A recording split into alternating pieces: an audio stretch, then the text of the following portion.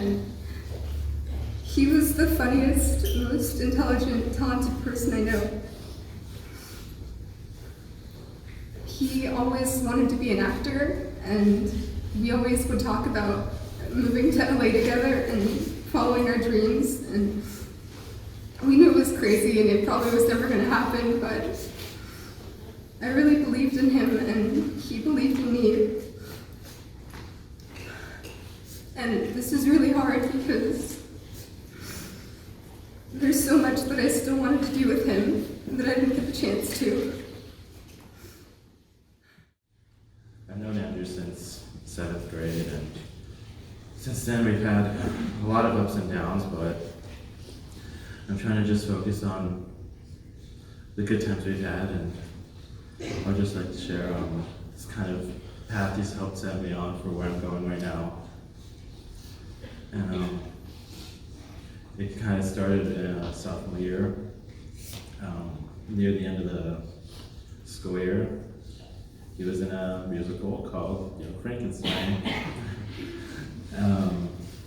So apparently 2 people in the crew got fired, and he went to me and Gordon, and he was like, "Hey guys, they're looking for 2 people. He told me to find 2 strong guys," but I knew that was like, that's not me, but yeah, I'll do it.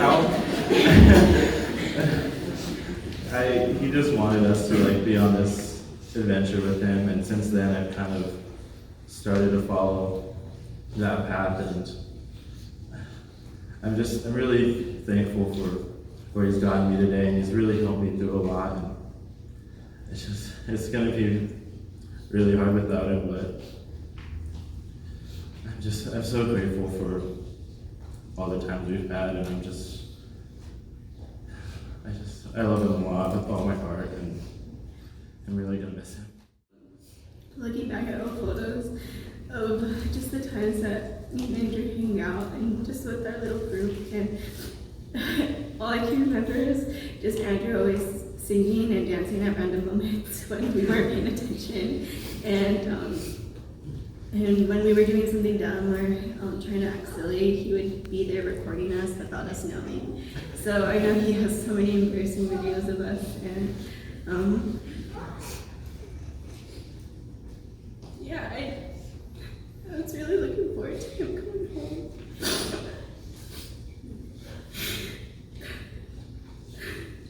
We had so many more adventures to go on, and I got my license during the summer, and I remember him being so pumped. He's like, "Yeah, now you can pick me up and we can go places, and I don't have to drive," and I was so ready to just pick him up and surprise everyone, and just like, okay, let's go on more adventures.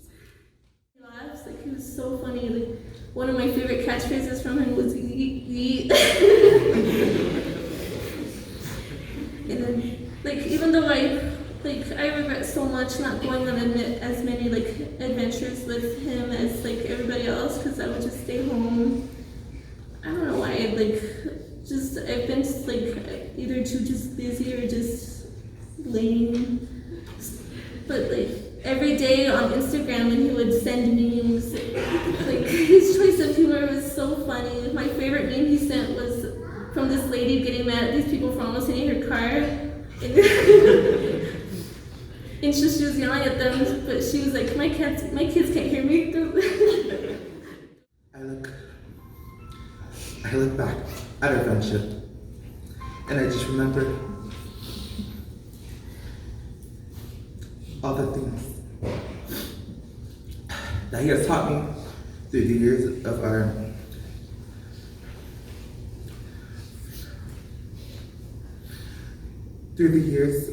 our friendship. I remember I had a hard time getting closer to people because I had a bit of a trust issue. But he really helped me out with understanding that there are people out there who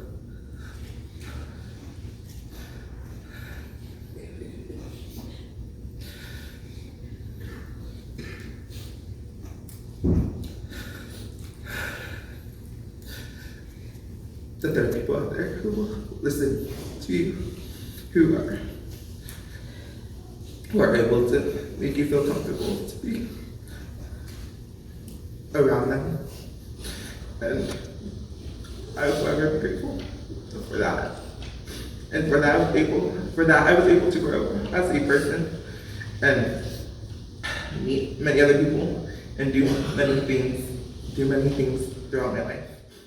Super talented, and I want to put emphasis on that because if you didn't know, Drew was, I'm sorry guys, but probably the smartest person in theater. He was super smart, super talented, an amazing actor, and I would always tell him, like, Drew, how do you do it? Theater is a hard thing. You know, how do you keep up this and keep up your schoolwork? And he was like, oh, let me teach you, let me help you. And so he told me to join mock trial with him, because when you're in high school, you're always looking for scholarships, of course. He was sitting next to me and I told him, I said, hey, I'm gonna take a little nap. Do you mind just waking me up when the teacher walks by? And then he yelled at me, of course, and he said, no, you need to pay attention. And from then on, we just grew a bond. That was when we both joined mock trial together, and he continued to succeed in it. And from then on, he did mention to me about theater. And so Drew's the reason why I joined theater. If it wasn't for him, I probably wouldn't have been brave enough to do anything. First met him, I thought, wow, this kid has talent. Like, let me tell you, Drew was so amazing, had an amazing soul, personality. He always filled the room with joy, and he was always someone I could count on in theater.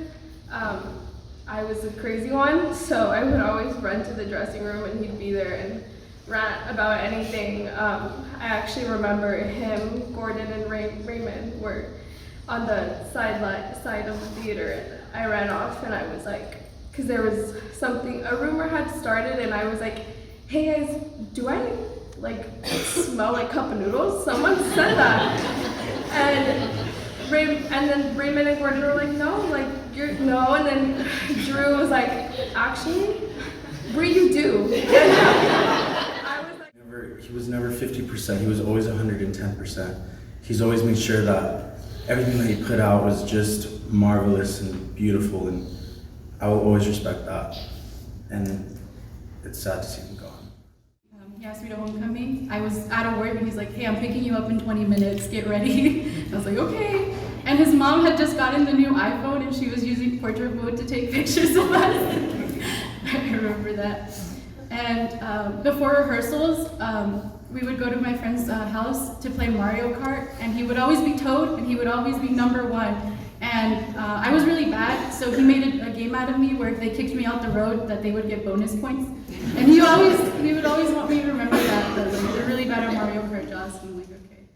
And I was always like Drew, what do you think of these? And he would always read them, like parts of them, and he would say like, Alex, I think that you should try to get a career in playwriting and acting, because even though you're new to this,